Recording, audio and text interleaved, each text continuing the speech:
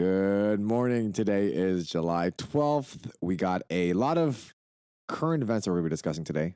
So sit back, relax. You're listening to the Dear Church podcast. The soul that on Jesus has leaned for repose, I will not desert to his foes. That soul, though all hell should endeavor to shake, I'll never, no, never. Welcome to the Dear Church podcast, where we exist to fill your ears and your minds with the study of God to see the world as disciples of Christ. My name is Sam Yang. And I'm Eugene Kim. And Pastor Gene, today we will be discussing even more current events. Before that, how's that song? That song was, it almost brought tears to my eyes. It's beautiful. Yeah, so thank you for that. So, we talked about it in the brief introduction, but we will be continuing our discussion on current events. There's a lot of things happening in our world, and it kind of, we have to just pick a couple every week to talk about. And this week, we're going to be talking about gun ownership, weed in the Olympics, and we're going to be talking about a YouTube video that came out and was taken down actually only like 5 days later. So we'll be talking about which YouTube video we're talking about. Any responses from this past episode? None responses. None responses. Well, I was surprised that the people that I talked to had no idea that these stories were even in print. People talked to you about the previous episode? I asked them. Oh. Yeah, no one really talks to me about it. So today, let's just start with this bit of news. Last Tuesday on July 6th, Governor Cuomo of New York signed an executive order declaring a disaster emergency on gun violence. And I think that he did bring up a stat talking about the previous July 4th weekend, how 51 people in the state of New York died over the July 4th weekend, and only 13 of them had suffered from COVID-19 related deaths. And then he went on to say that we went from one epidemic to another epidemic. We went from COVID to the epidemic of gun violence. And then he declared gun violence a public health emergency. So, obviously the situation with gun violence is very serious and prevalent in the United States.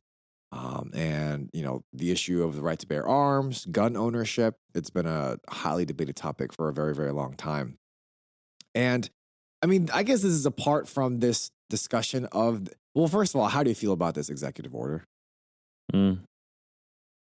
I've heard I've heard a response that just kind of says that it's a power grab under the pretense of declaring an emergency. Any executive order is by definition a power grab. Yeah. It depends if it's justified or not. Yeah, and then also calling gun violence an epidemic, that's not what the definition of epidemic is. Well, I think that's what people are debating. I don't know if people are debating that. People it's pretty blatant. What he's doing. But, just kind of bringing back the question to gun rights and gun ownership. What are Christians supposed to think about owning a gun or gun ownership, knowing that it can be used as a deadly weapon? Like, how are we supposed to think through this? What if you're in the military and you're a Christian? Yeah. Can Christians be soldiers? These are all questions that I am going to get to. Oh, you are going to get to? Yes. Okay. And like just war and stuff like that. Sure. But so I guess just to even start off, the right to bear arms, should Christians be allowed to own guns? Yeah. If guns are weapons, then I suppose the natural course of thought that a Christian would probably commonly go through is, do I need a gun? What do I need it for? Mm-hmm. And, law providing that it's okay. Should I get a gun? Because having a gun is a lot of implications. It implicates you holding or carrying or housing it somewhere and making sure it's safe, you learning about it, taking training, going through the proper mechanisms to apply for a license and things like that. But if it's just a simple question of can a Christian even own a gun? I mean, sure. But again, always depends. So I guess, just even thinking about, I guess, what a purpose of a gun is. Um, Yeah, besides sport, it's to kill. It's mhm, to hunt. Hunting is still killing. yeah. And it could be for aggression or it could be for defense.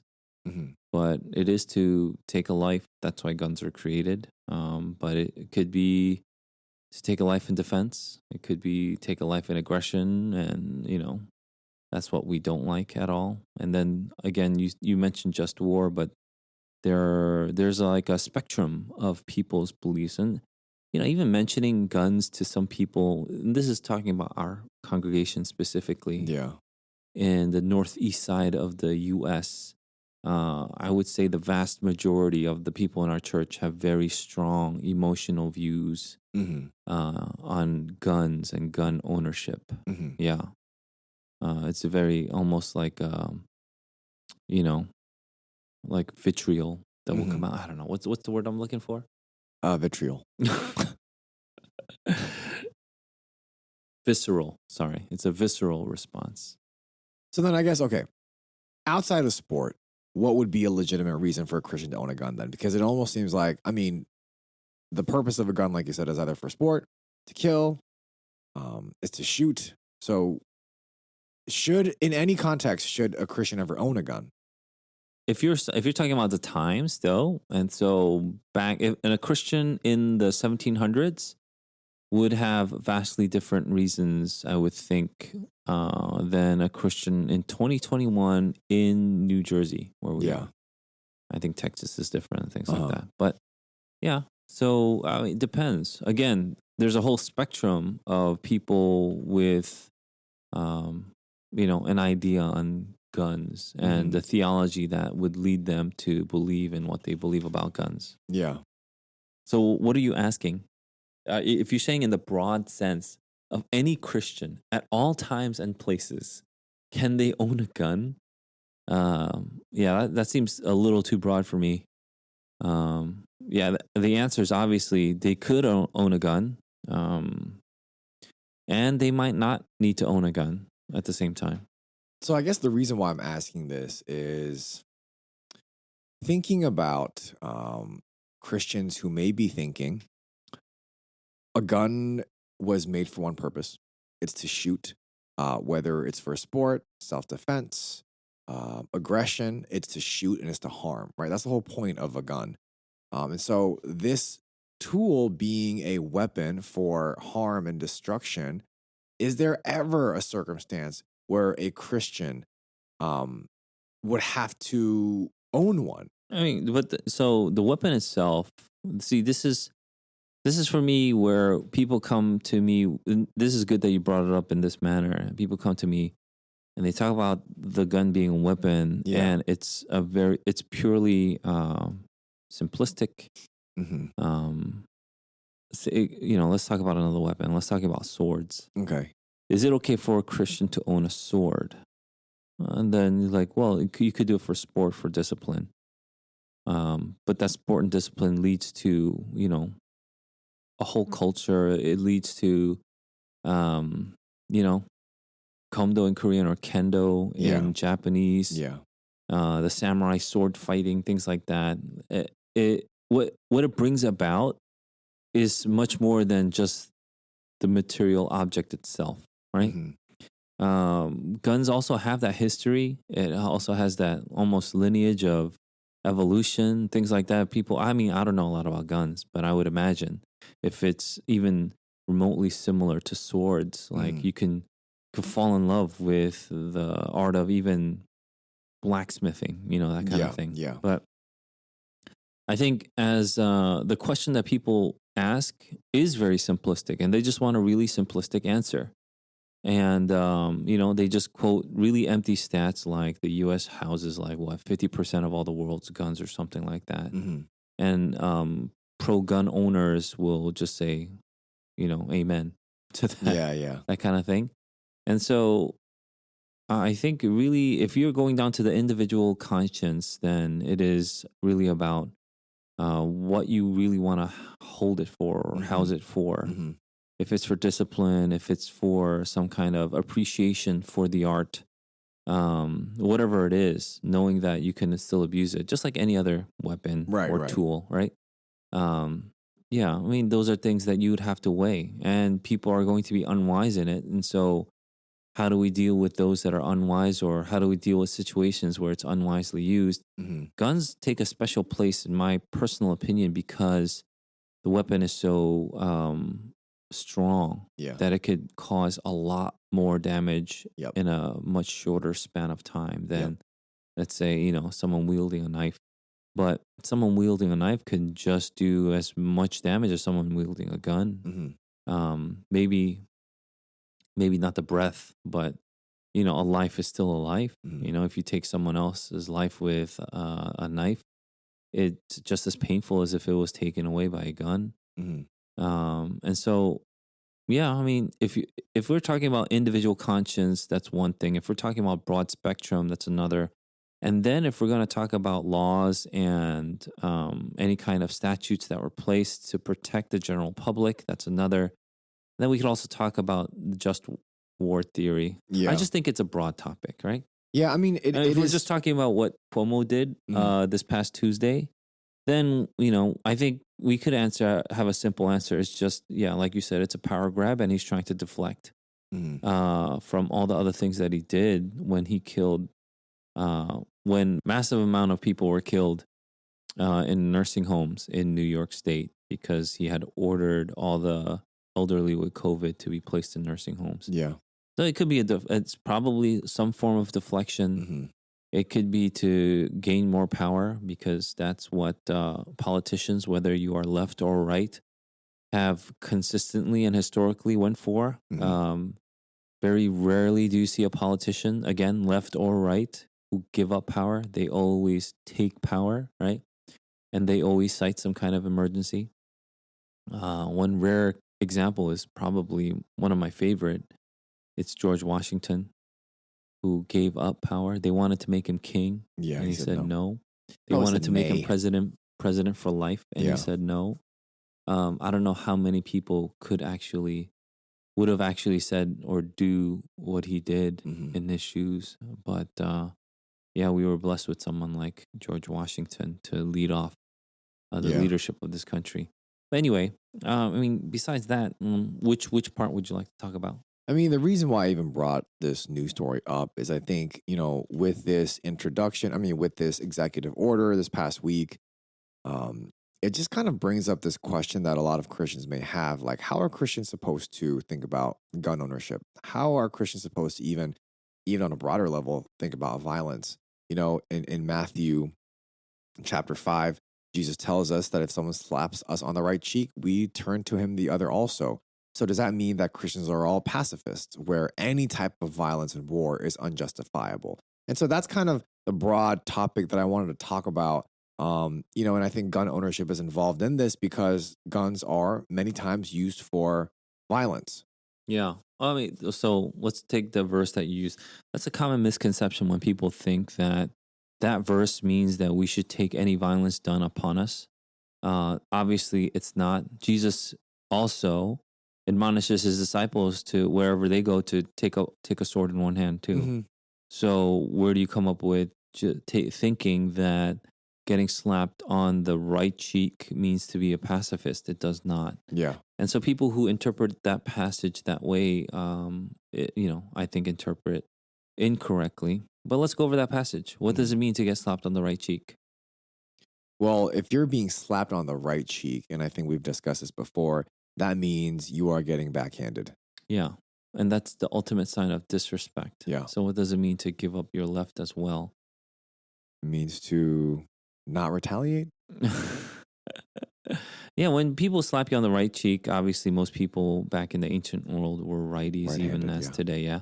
And so to get backhanded was just really almost even dehumanizing. Mm-hmm. It's really, really just putting someone down, disrespecting them. And the normal course of action someone would have then is to retaliate by taking away the reputation they took away from you. Right. To offer up your left isn't to say, I offer up my body for constant abuse. Mm-hmm. It's to show them, it's to show the person that's doing this how corrupt their action was, Okay. and to kind of shame them, offering up their love, and then showing that you're willing to take this to show this brother how bankrupt their action was.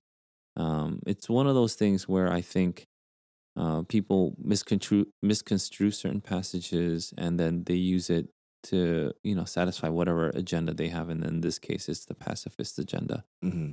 I am obviously not a Christian pacifist, and nor do I think many Christians are, but there are some, and I think that's okay. I mean, people may disagree and say, you know what, that really is just about we should just get slapped upside the head anytime someone wants to slap us. Uh-huh. But I don't think our job has ever been to just get slapped for the sake of just being slapped. Mm-hmm. There's always a love element to it. So it's a teaching element, a love element. So our response is a response of love to show them something, to Mm-hmm. teach them something, to Mm-hmm. push them toward the good, to truth. Okay. And so, why do you need to take up the sword? Because you need to defend the money pocket, the money pouch, right? From robbers when they go on dangerous roads and Mhm. trips, because they're going to go evangelize. So yeah, you need to have a sword. You need to have 2 swords in your group or something to that effect. So people can't just walk all over you when you have a mission at stake. The mission is they need to get to the city to proselytize. They need to get to the city to preach the word of God. Yeah. And so, yeah, they're going to defend themselves so that they are able to do that. And so, pacifism is on one side, but to be honest, most pacifists that I talk to, I'm not talking about the Puritans who have this really glorious theology, but even the Puritans, they were not pacifists. They were like praying to win the war. They're the ones that took up arms and guns after they preached from the pulpit themselves, right? And we were just talking about how even the American Revolution, people will call it the Presbyterian Revolt in England, right? Because all these Presbyterians and the ministers would pick up weapons to fight in that war. And so, but there are pacifists out there, I suppose. And then there are the extremists that anytime we think that it's right, we should be able to use a weapon.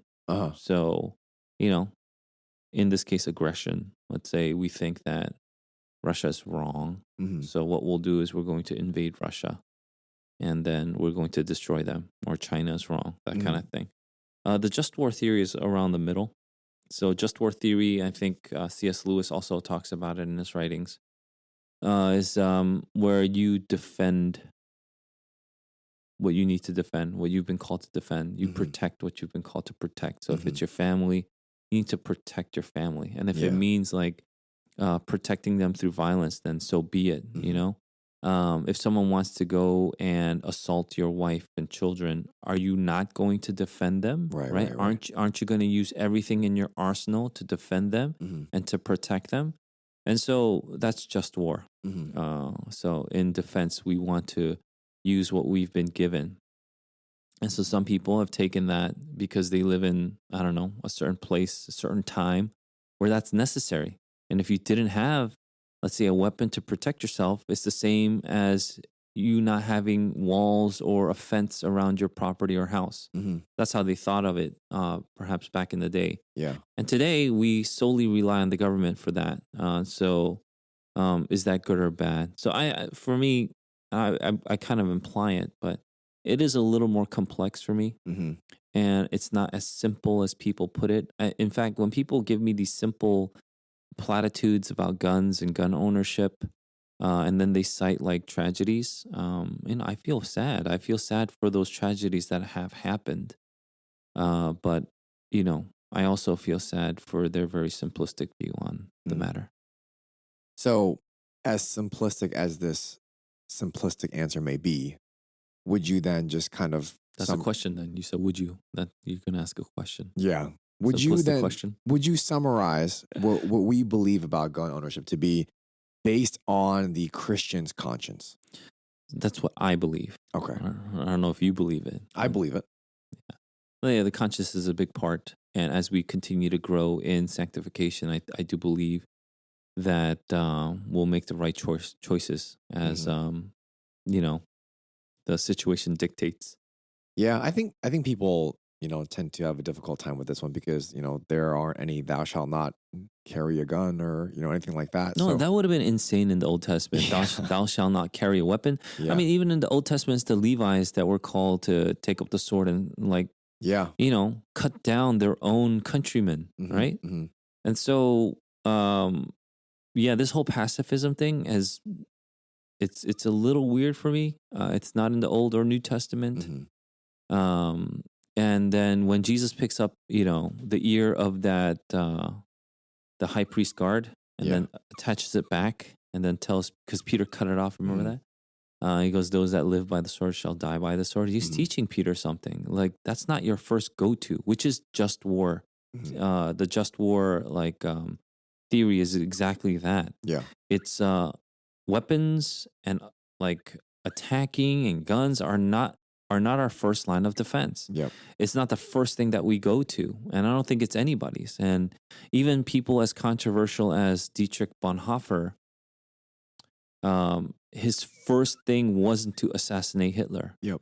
A lot of people that I've talked to, love Dietrich Bonhoeffer. Mhm. He's their hero and whatnot, and he wrote some pivotal stuff.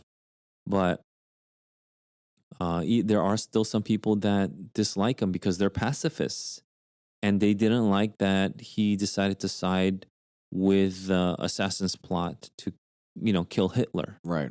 It was a failed plot, and he got caught for it and he got executed for it. But he didn't do it as his first line of Mhm. protestation, right? Yeah. It was he kept on going. He fled to America, went back to Germany, went back and forth. He talked to his brother-in-law, father-in-law, and he was in communication with them. He tried to reason with the German people. Even when Hitler was elected into office, he went on radio to Mm. say this is a bad thing, where he was cut off from radio. So he did all the things that he could do, and then he landed on where he landed. And so someone like me, I sympathize with this position because what would you do if you were in that position? So just kind of wanted to go back to what we talked about earlier about just war theory. Um, I don't think a lot of people may not be familiar with this theory. So what is it, and is it just simply trying to justify war to a Christian, or what is just war theory? I guess the simplest answer. So the just war position, it's a position that some wars are justified, some I wars see. are not. Okay. And then in where the wars are justified, the Christians should bear arms in those circumstances. And when Mhm. the wars are not justified, Christians should not bear arms. In fact, they should oppose such wars. Okay. And so, really simply put, just war is a defensive war. Hmm. And so, let's say your borders are being attacked, it's being invaded, right? Mhm. Your borders are being invaded. And then the just war position states that you should bear arms and protect your borders against aggressors. Gotcha. So that's what just war is.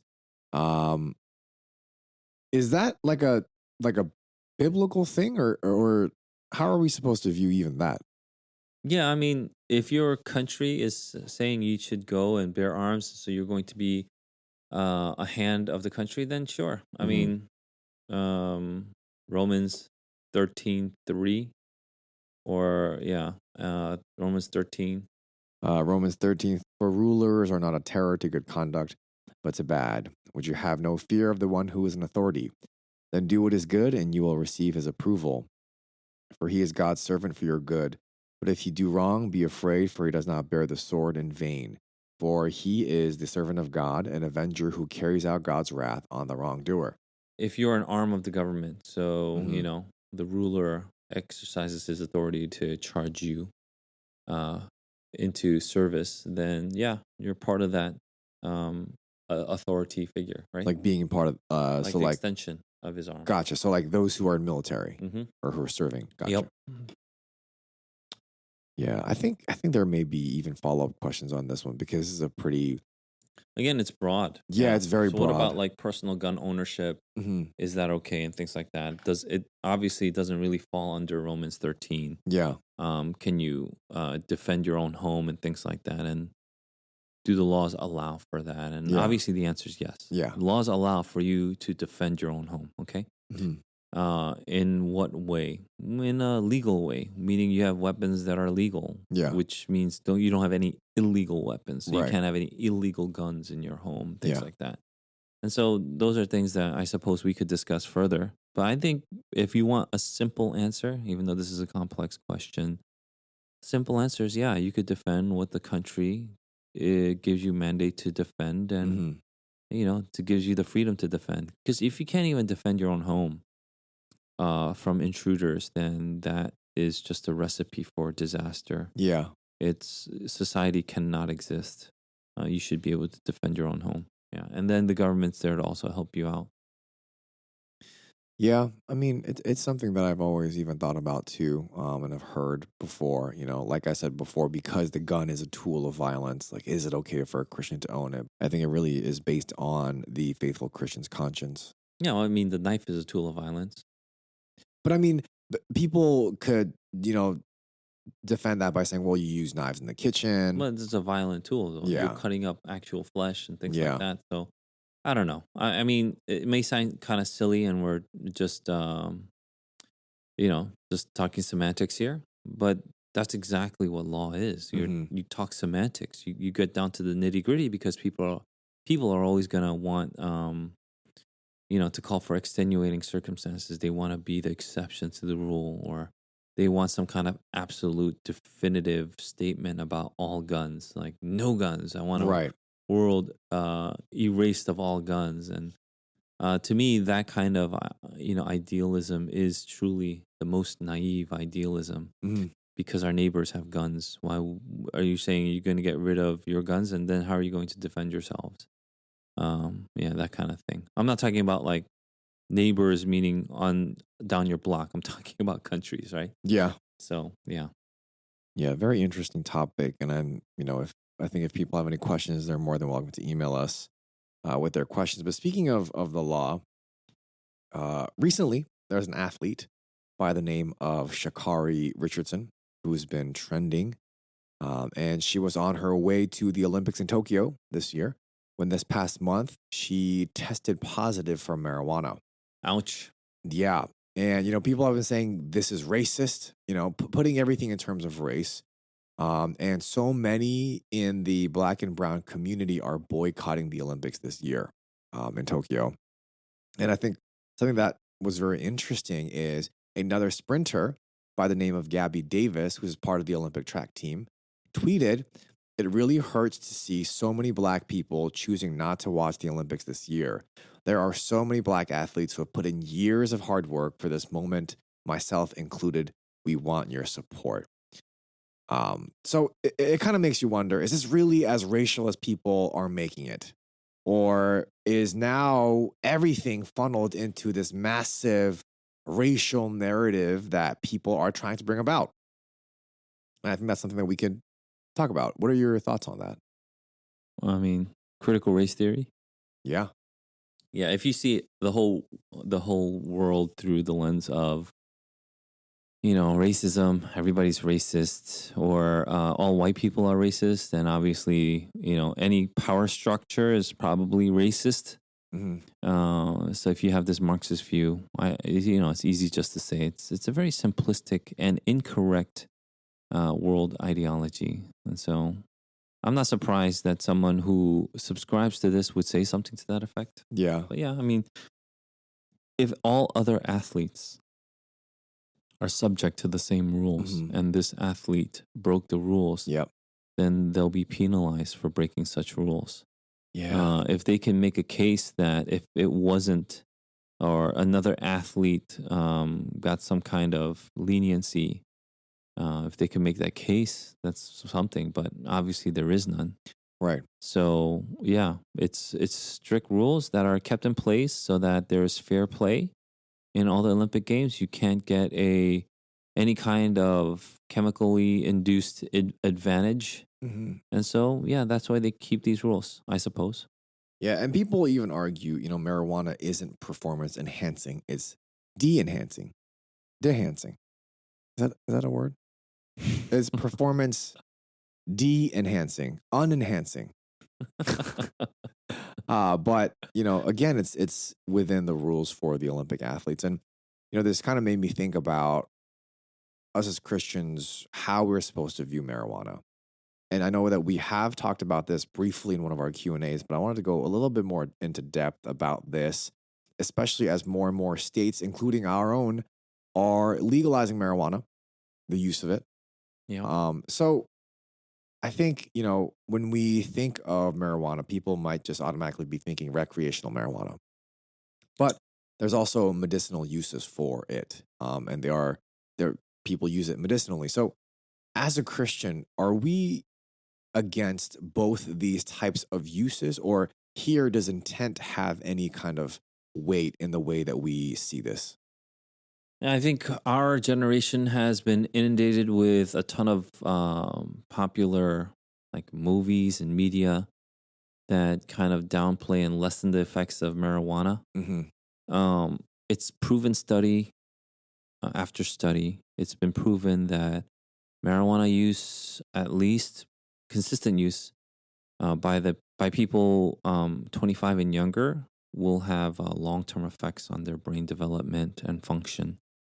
And so if you're in school, don't use it. Yeah. It's been proven that it will diminish your mental faculties. Mm-hmm. And so we don't want that for our kids to grow up with. And secondly, there is another use that athletes would use marijuana for, and that's to mitigate pain. Pain relief, yep. Yeah, so it's an additional advantage that the athlete can have by using it.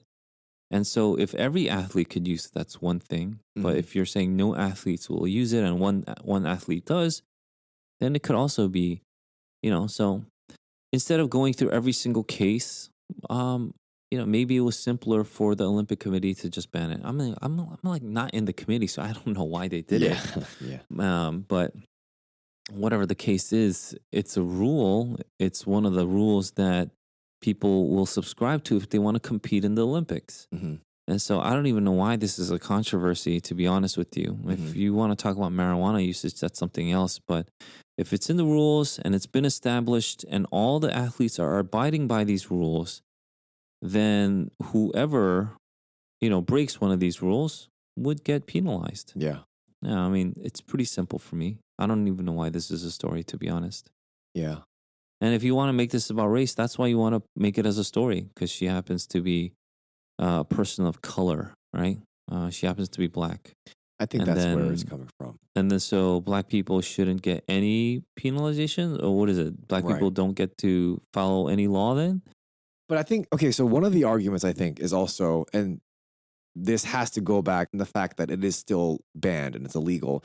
But a lot of athletes, what they'll say is the painkillers that they are prescribed by their doctors are actually highly addictive and terrible for their health.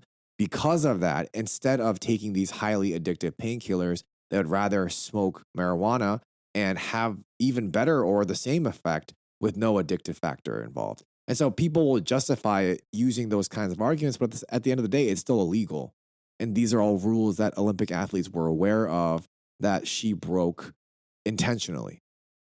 Mm-hmm. But, all of this to just kind of go back into our topic, there are many different uses of marijuana. So for a Christian, are we against all uses? Would we ever make an excuse for medicinal uses, or are we just against all uses of marijuana as it's becoming more and more legalized in many states many states around the U.S.? Yeah, I think people want to legalize it again. I think our young people are vastly have been influenced by the media of today and see nothing wrong with marijuana. Mm-hmm. But, maybe do some research and ask yourself why it's been banned. It gives you an instant hit as soon as you smoke it Mm-hmm. or somehow ingest it, right? This is not something that happens over time. It's different from alcohol, right? Yeah. It's a conscious and state altering drug. Yeah. So you're immediately put in an altered state when you take marijuana. Mm. And so as a Christian, we're called to be alert at all times, Yeah. to stay Sober-minded. alert and sober-minded. And so why would you consciously and purposefully alter that state into an inebriation, right? Uh-huh. And so this is not what we want. That's why even drunkenness is a sin. So you don't Yeah. drink to the point of drunkenness. That's a sin. And in the same way, if let's say you become inebriated as soon as you take that first hit, then wow, why would you do that? If you're asking for exceptions, then what are the exceptions? Why would you ever need to take this to ease chronic pain? To look at certain aspects of certain medicines who have different side effects, and you need to weigh the options, and Yeah. doing it with your doctor is something that you could discuss possibly. Okay. But knowing the dangers is also, knowing the side effects is a Yeah. huge thing. You weigh the options, and you have to at least know what the side effects are, not just simplistically go for this is terrible, Right. put people in jail or whatnot. Again, so these are all political stuff. The reason why I don't like all these simple and really just one-sided platitudes is it doesn't give you the nuance of why this was a debate in the first place. Mhm. Are you saying that people had absolutely no idea, and now with this one-liner you got it all? Yeah. I stumped them. Yeah. With this one-liner on marijuana or on this one-liner on guns. And so, yeah, again, there's some nuances in it. You can probably do some research or look at the debates. So, I mean, just thinking about this topic, and I was mostly focusing on medicinal because, I mean, recreational, obviously, like you were saying, this is a mind-altering drug. If you're using it for recreational purposes, you are not being sober-minded, which is in contrast to, let's just say alcohol or anything like that, because you are more able to control that kind of state that you are in. And it makes you dependent. And so Right. let's say you're really stressed. I am Mhm. so stressed, I can't handle the situation that I'm in. And then, take a hit to ease that load off. I mean, that's what people think. Yeah, yeah. I mean, the Bible tells us differently. If we have a burden, it says cast it on to Him. Casting our cares to Jesus is a command. And it's something that we do in delight of obeying His word. Mhm. I mean, when I was in Hawaii for 6 months in that mission training organization, marijuana was everywhere outside of the campus. As soon as I wow. stepped outside of campus, people would offer us Wow. marijuana. So it was everywhere on the Big Island. And so, like, it's now somehow accepted in culture that we can be in a state of inebriation, our mind being altered. Is that a good thing? And I think that's a terrible thing. I especially think it's a terrible thing that our young people think this is one way to relieve stress. I don't think it's any different than people binging on alcohol. Mhm. I think that's also wrong. On sex, on mindless listening to music, things like that. Those are all wrong. We're supposed to stay alert and give ourselves to, the Word of God, and let the Holy Spirit sanctify us. Yeah. And then you'll be ready for when the attacks come. I mean, people think, what a prudish answer. Well, you keep on being inebriated when the test comes, when the murderer comes to steal, kill, destroy. Are you going to be ready? Are you going to be equipped? Will you be trained enough? Will you have the discipline that it takes to fend off these attacks? I think the answer is clearly going to be a no. Well, that's why I'm concerned for this generation that's growing up with, should we make marijuana legal? I mean, come on, give me a break. Yeah. Um, Moving on to more, I guess, the medicinal uses, and I know that there is no simple answer. And if we're also talking about mind altering, there was a time where I had knee surgery, and the doctor prescribed me Percocet, and I didn't want to take it. And then at night, the pain was too great. I took the dose that was recommended, It and was 5 pills, right? no, no, no, no. It 5,000 milligrams? no, it said it gave me a dose that was recommended, and I took the dose, and I thought I was going to die. I was laying in a fetal position, and I thought my tongue was going to roll back into my throat. It was a rough night. And so obviously my mind was altered in that sense.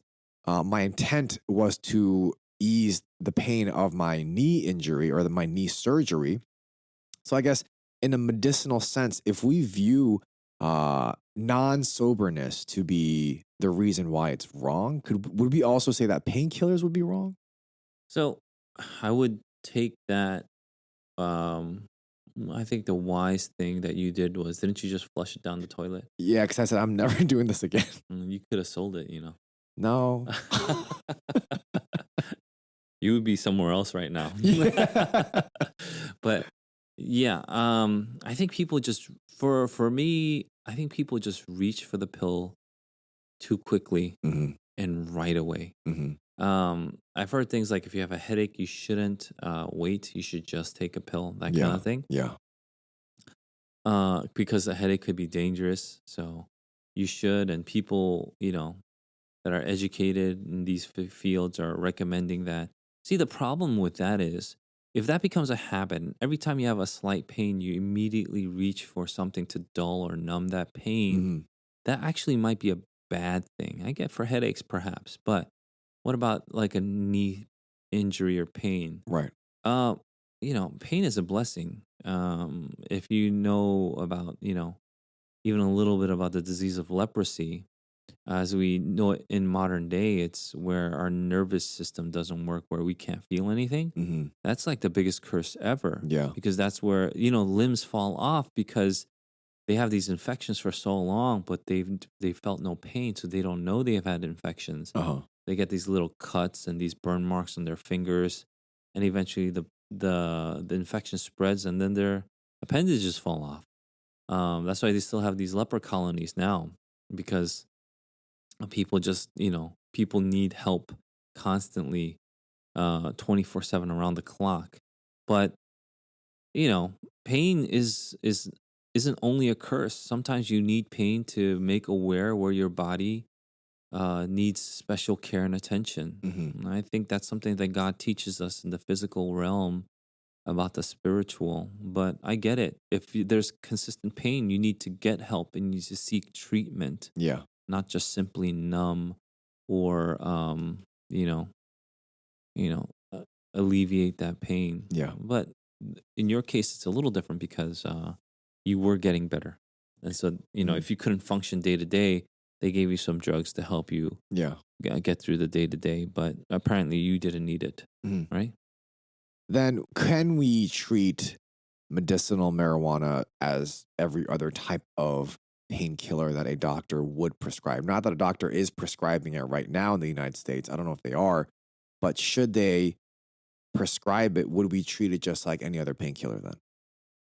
Should they prescribe it, then I would think that the doctor, if he is of right mind and knows his stuff or her stuff, then they would tell you, like, these are the side effects, these are the dangers. Same Mhm. thing with OxyContin or Percocet or Yeah, yeah. whatever they give you. They'll tell you this is highly, highly addictive. And so, just take the recommended dose for that specific amount of time, no Right, more, right. right? And so those are things that should come, warning labels and things like that. Mm. I think marijuana should be no different. Then there are side effects. And again, I think we are in a culture that more easily just jumps to prescription medicine anyway. Right. And I don't know if that's the best thing to kind of, grow in. I'd want to think that medicine is like a last resource. Yeah, that's a interesting topic as well. Speaking of interesting topics, That's your Yeah, transition. these transitions are okay. Thank you for that transition. Um, there was a highly disturbing video that was uploaded on July 1st and taken down on July 6th, probably due to the major backlash that this organization faced. But there was a video uploaded by the San Francisco Gay Men's Choir, and they uploaded this video onto their page, and it was titled A Message from the Gay Community, in which they sing that they are coming for your kids. And I'm going to read just some of the lyrics of this song. And I'm going to start quoting now. You think we're sinful? You fight against our right. You say we all lead lives you can't respect, but you're just frightened. You think that will corrupt your kids if our agenda goes unchecked. Funny, just this once, you're correct. We'll convert your children, happens bit by bit, quietly and subtly, and you will barely notice it. You can keep them from disco, warn about San Francisco, make them wear pleated pants, we don't care. We'll convert your children, we'll make them tolerant and fair. And later on, you see a choir coming out and chant and sing, we're coming for them. We're coming for your children. We're coming for your children. So, highly disturbing. Some have said that this is satirical and hilarious, which I don't think anyone finds it to be. Yeah. I mean, how many dislikes were in that video before they took it down? So I think it was around 55 likes and like 800 something dislikes. And the comment section was not pretty. And it made me think maybe America is not as progressive as everyone is making it out to be. And especially in regards to your own children. So with stuff like this surfacing, could you just make some comments on this? And again, You want me to talk about the musicality? no, of the song? not the musicality, but I guess just, with terrible, terrible things like this coming on our mainstream media, being viewed, how should we be protecting our kids? I mean, this is just if this was the only thing, we can maybe laugh it off, perhaps. But I mean, I wouldn't. Right. It's still disturbing. But yeah, this is not just one thing; it's one after another, and so that's why people are alarmed. And you're surprised that a lot of people have somewhat conservative views on raising children because I think for the vast majority of people in the United States, we still have a conservative understanding of family. And so I don't think the world is Twitter and I don't think the world is Instagram. So people who comment on Instagram, who comment on Twitter, there's a lot of vitriol there. There's a lot of just really extreme answers. But I don't think the vast majority of the world is Twitter or Instagram. I think the vast majority of the world would see this and be upset. But I want to make comment to the lyrics that you read. This was specifically directed at Christians, and you can tell they use the words "you think we're sinful," right? Yep. That's specifically Christian language that they're directing against. So who are they singing this song against? It's Christian families with their kids. Yep. And this is what they want to do. They want to convert our children away from, core Christian biblical values to theirs. And this is not just the gay community. It's from every single letter of the alphabet, right? Yeah. LGBTQAI plus or whatever it is now. And so, I don't think it's hilarious. I think this is why, when we see things like that in school, these are the people with the loudest bullhorn.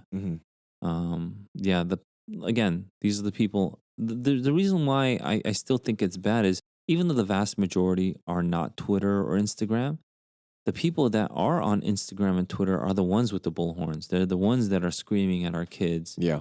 And look at our younger generation; they're all succumbing to this. I've had friends come up to me and ask me to even talk to their kids about these topics, and I assured them this is something that parents have to do. But I'd happily talk to them. Nobody in our church, but yeah, things like that. We can even have resources for parents in our description, perhaps, where um, it could help them and guide them and aid them in teaching this type of stuff to our kids. Yeah, I mean, we do even have book recommendations. Oh, Like, yeah. what's our children's book recommendation? This for the past like 4 months. It's called Boys and Girls by Marty Machowski. Yeah, it's actually called God Made Boys and Girls by Marty Machowski. But he's also Marty Machowski is also the person that made our VBS curriculum. Yes, Proof Proof Pirates. Pirates. Yep. Anyway, there are good books that your local church can kind of help you. We personally love the R.C. Sproul Children book series, and so all of his books are great. Like the lightings is The that what it's called? lightlings. Lightlings. Yeah, the lightlings. Yeah, the priest, dirty clothes, right? Those are all great. And so it teaches the gospel at a young age, and that's what it is. We want to teach the gospel to these kids and not these worldly, corrupt, bankrupt ideologies. So we'll have perhaps some resources Sure. on our description.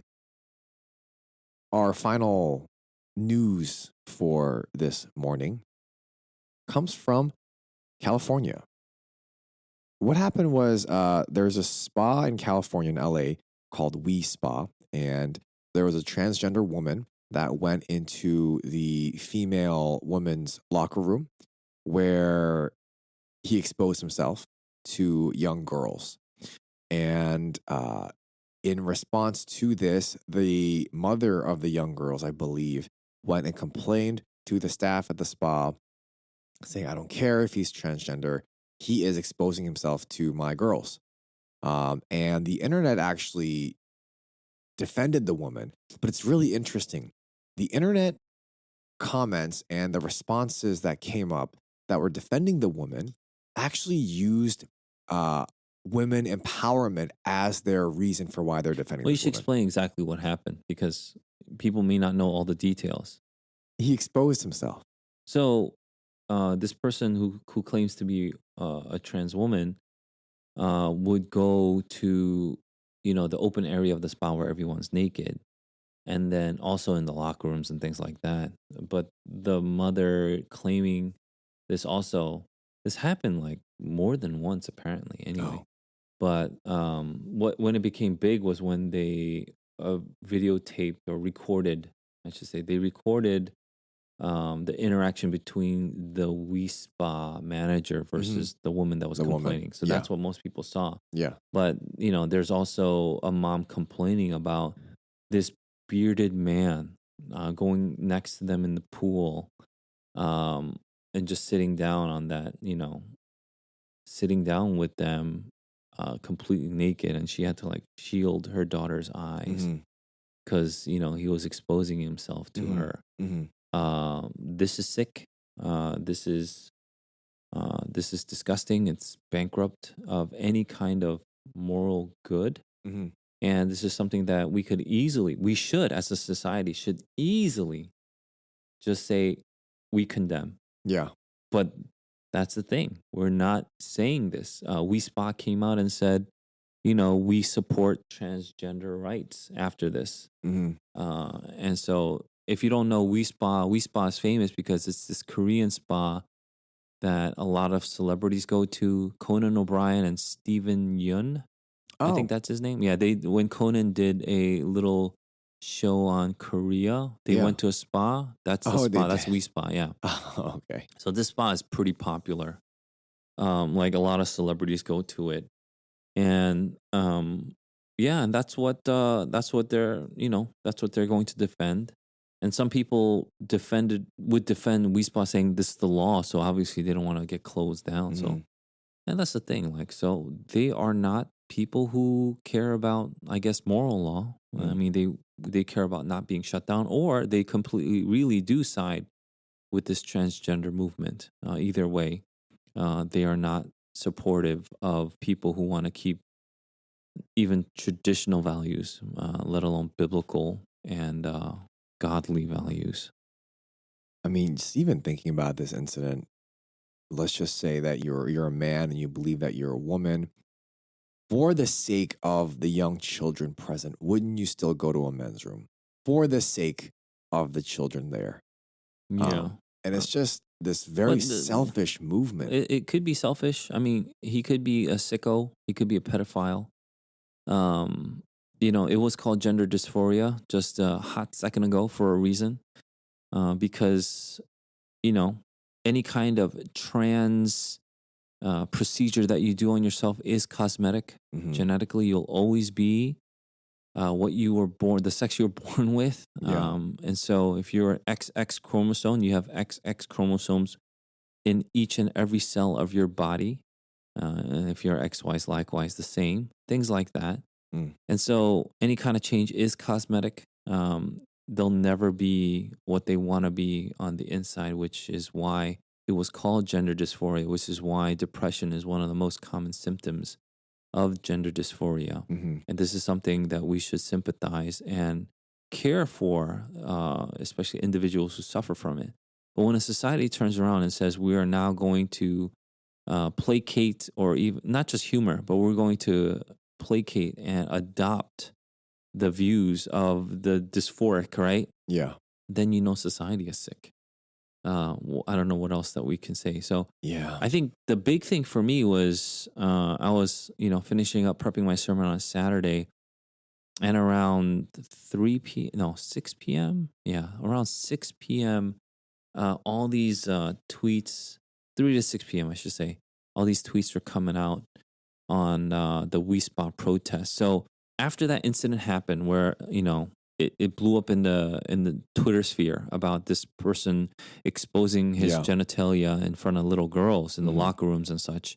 They wanted to have a peaceful protest outside of WeSpa to bring attention to that. So perhaps even WeSpa could be shamed into not allowing this. But as soon as they posted, we're going to set up or something at 11 a.m., which would be 2 p.m. here in our time, but 11 a.m. On Saturday. And then all the tweets that we see are now people not just getting bullied, but they're getting like assaulted, like clearly physically assaulted to even the extreme degree where I saw a man wearing an Obey Jesus t-shirt get pushed around, and then eventually he was surrounded, pushed around, and then eventually was pushed around, pushed to the ground, punched, and then someone took a skateboard and hit him in the back of the head with it. So eventually when he got up, there was blood flowing from his head down to his face, and it was clearly visible even in that shaky camera footage that was taken. That's just one instance, but so this Antifa group mobilized, and they purposefully would split up. So there are dozens and dozens of Antifa people that would come together, and they would, let's say there were like 5 people holding like, homosexuality is wrong in the Bible or something like that, right? What they would do is they would come surrounded, and eventually after a few minutes, they would methodically, they would separate these 5, and then they would chase them out from the area. And they're not there to have a conversation with you. They're not there to like discuss some of the viewpoints. They're there to assault you and get you out of that area because their reasoning is you are a transphobe, you are a racist. Somehow those two are always aligned together, right? You are a transphobe, you're a racist, so you deserve all the evil that's going to be done to you right now, that kind of thing. So they have this worldview, and so it was pretty hard to watch it all, but it is there up on Twitter. It's there. Some news agencies decide to pick it up, but obviously the main ones did not pick it up, right? Yeah. Even more than ever, like we were just talking about, we need to continue trusting in the Word of God and teaching our kids the Word of God.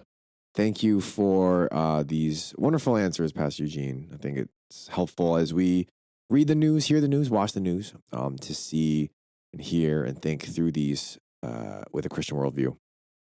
We thank you for listening to this episode of the Dear Church podcast. Join us next week as we continue the current events that are happening.